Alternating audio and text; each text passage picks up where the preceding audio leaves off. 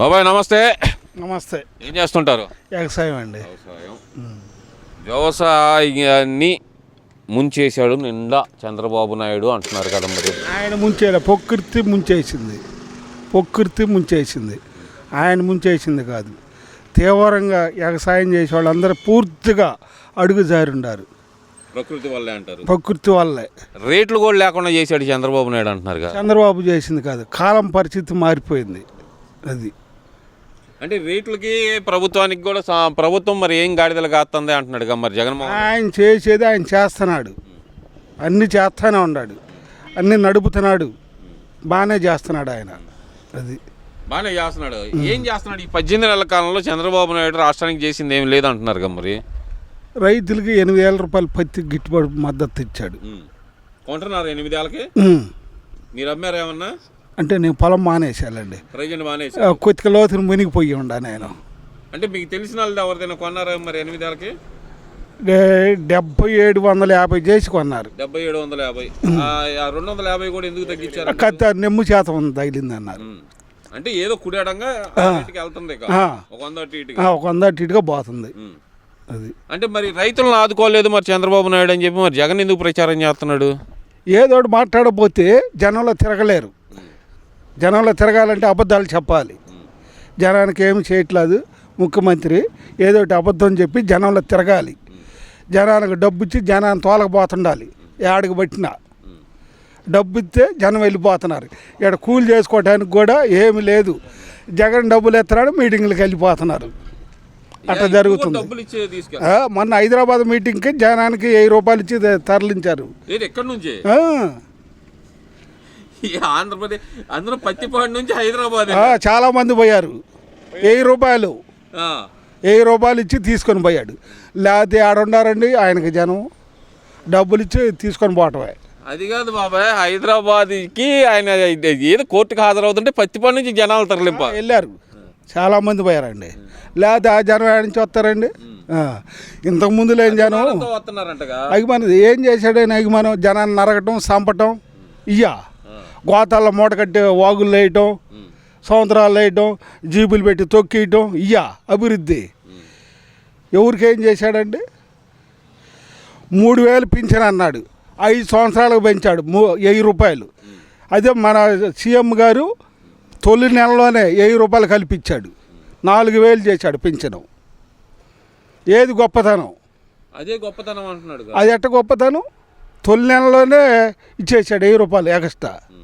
ఇట్లా 5 సంవత్సరాలకి ఏం పెంచలేదుగా. సంవత్సరానికి 250 కాడికి పెంచాడు. 5 సంవత్సరాలు పట్టింది, దిగిపోయాడు. అంటే అప్పుడంటే కరోనా ఉండి నేను చేయలేకపోయాను, మళ్ళీ వచ్చి అన్నీ చేసేవాడిని నేను అంటున్నాడుగా. నీవేనా వ్యతిరేక ఉండబోక నీకు 11 సీట్లు కప్పు చెప్పి ఇంటికి పంపించింది. 10 పచ్చే హోదా కూడా లేకుండా పంపించారు ఇంటికి. నీకు 10 పచ్చే హోదా ఉంటే నేను అసెంబ్లీకి వస్తానంటాను. నీకు ఎట్టెత్తారు? ఎందుకు ఎవరు ఇవ్వాలి కదా. ఎట్టెత్తారు? 11 సీట్లకి ఇయ్యరు. 11 మైక్ ఇట్టే గనక కూటమి ప్రభుత్వం వణికిపోతుంది, నేను మైక్ పట్టుకుంటే అంటున్నాడుగా. మరి వణికిపోతుందంటే మైక్ ఎట్టెత్తారు?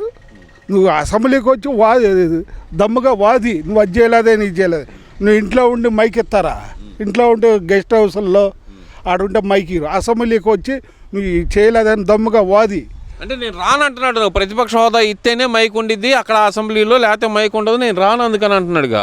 అసలు రానప్పుడు ఎమ్మెల్యే పదవికి రాజీనామా చేసి బెంగళూరు గెస్ట్ హౌస్లో పండుకోవాలి ఇసలాంతిగా. అసలు ఎమ్మెల్యే సీటు కూడా రాజీనామా చేయాలి.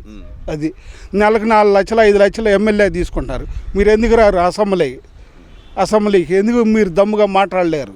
మీరు తప్పులు చేయబట్టే అసెంబ్లీకి రాకుండా ఉంది. అసెంబ్లీకి రాకపోతే ఏమైంది? ప్రెస్ మీట్లో నేను అడుగుతున్నాను కదా, కడిగేస్తున్నాను కదా అంటున్నాడు కదా. ప్రెస్ మీట్ ఏం సుఖండి? మంత్రులను అడగాలి, ముఖ్యమంత్రిని అడగాలి. మీరు తప్పు చేసి భయపడి అసెంబ్లీకి రావట్లా. అది మరి ఓవరాల్గా ఏమంటారు? ఈ 18 నెలల కాలానికి గడిచిన 5 సంవత్సరాల కాలానికి మీరు గమనించిన తేడాలు ఏంటి అయ్యి? ఇప్పుడు గుండెలో వేయం చేసుకొని నిద్రపోతున్నారు జనం. నాయకులైనా కార్యకర్తలైనా ఓడేసిన జనమైనా గుండెలో వేయం చేసుకొని ప్రశాంతంగా నిద్రపోతున్నారు. గతం 5 సంవత్సరాల్లో తలుపులు గట్టిగా బిగించుకొని నిద్రపోయారు, ఎటు నుంచి ఎవరు వస్తారా అని. ఇలా భయం అనేది లేదు, చేస్తుగా తిరుగుతున్నారు, నిద్రపోతున్నారు జనం. ఎక్కడ నిద్రపోతుంది, నైట్ వచ్చి ఎవరు కొడతారో తెలియదు, ఎవరు చంపుతారో తెలియదు, రాష్ట్రం రావణ కాష్టంలాగా మారిపోయింది అంటున్నాడుగా మరి జగన్మోహన్ రెడ్డి. అదంతా అబద్ధం. రావణ కష్టం ఎక్కడ కాలింది, ఏ జిల్లా కాలింది, ఏ జిల్లాలో చంపేశారు, ఎక్కడ ఏం లేదు, అంతా అబద్ధం. అంటే కదా గుంటూరు జిల్లాలోనే ఇప్పటివరకు 30 మందిని చంపారు అంటున్నారుగా. మరి ఎవరు జగన్మోహన్ రెడ్డి కానీ మొన్న అరెస్ట్ అయిన పిన్నెల రామకృష్ణారెడ్డి కానీ వీళ్ళందరూ అంటున్నారు కదా, గుంటూరు జిల్లాలోనే 30 మంది మా కార్యకర్తలను కోల్పోయాం మేము అని అంటున్నారు కదా. ఎవరు చంపిన బాపతం లేదు. ఆయన కారు ఎక్కి మడిచి పడినా కూడా కారు ఆపకుండా వెళ్ళిపోయాడండి. ఒక సీఎం చేసిన ఎత్తి మడిచికి కారు కింద పడ్డాడే, మడిచిన కారు ఆపుకొని మడిచిన పక్క తీసి చెప్పలేదండి, కారు వెళ్ళిపోయింది. ఆ నింద మళ్ళీ వీళ్ళే చంపేశారు అని ఇటు దోశారు మళ్ళీ. అంత పచ్చి అబద్ధం అండి. వాళ్ళు లేచిన కాంచి అబద్ధమే మాట్లాడతారు, నిజమనేది ఒక్కటి మాట్లాడరు. అది అబద్ధాల ప్రభుత్వం, కూటమి ప్రభుత్వం అంటున్నారు కదండి. మరి ఇది అబద్ధాల కూటం కాదు, ఇది నిజమైన పరిపాలన చేస్తున్నారు కూటమి అనేది. అది ఇబ్బంది లేకుండా ఎవరికి ఇబ్బంది లేదని మీరు ఎలా చెబుతారా? అందరికీ ఇబ్బందిగానే ఉంది కూటమి ప్రభుత్వంలో అంటున్నారు కదండి. మరి అంత అబద్ధం, అంత పచ్చి అబద్ధం. అసలు ఇంకో విషయం కూడా అడుగుతానండి, మనకి ఇంత పెద్ద రాజధాని అవసరమా అని మరి అంబటి రాంబాబు అంటున్నాడు కదా, మరి దానికి ఏం చెబుతారు? ఇంత మనకు కావాలన్నప్పుడు వచ్చేది కాదు, అది అవసరమైనప్పుడు ఉపయోగపెట్టుకోవాలి, రాజధాని డెవలప్ చేసుకోవాలి. మన ఏపీ మటుకి డెవలప్ అయిపోయింది. మన ఏపీ చదువుకునే కుర్రోళ్ళకి మొత్తానికి ఉద్యోగాలు వస్తాయి, హాయిగా బతుకుతారు. పక్క దేశాలు బాగుండు, మన దేశంలో బతుకుతారు ఇబ్బంది లేకుండా.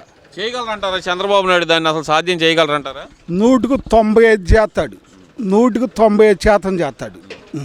5% కూడా అనుమానం ఎందుకు ఉందంటారు? 5% ఏదైనా మధ్యలో అవకతవకలు జరిగితే ఆగిపోతాయి, కానీ 95% చేస్తాడు. చంద్రబాబు నాయుడు గారి వల్ల అయిందంటారు? ఎవరి వల్ల కాదు. జగన్మోహన్ రెడ్డి చేయలేడంటారా? చేయలేడు, రాడు. అది రాడంటారు ఏందండి? 2027లో పాదయాత్ర చేస్తున్నాను, జన ప్రభంజనమే ఈసారి అంటున్నాడు కదా. డబ్బులు ఇస్తే మా పక్క కూడా వస్తారు, అంతకన్నా డబ్బులు వస్తారు. డబ్బులు ఇస్తే మేము డబ్బులు ఇచ్చే పార్టీ కాదు, పేదల పార్టీ మాది, తెలుగుదేశం పార్టీ పేదల పార్టీ. అది డబ్బు పార్టీ, అది డబ్బులు ఇస్తే అంత జనమైన వెళ్ళిపోతుంటారు. డబ్బులు ఇస్తే అంత జనమైన వెళ్తారంటారు.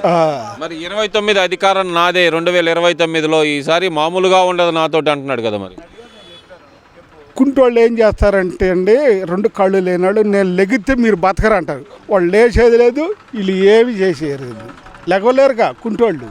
ఇంకేం చేస్తాడు? అదే పరిస్థితి జగన్ అంటారు. అంతే.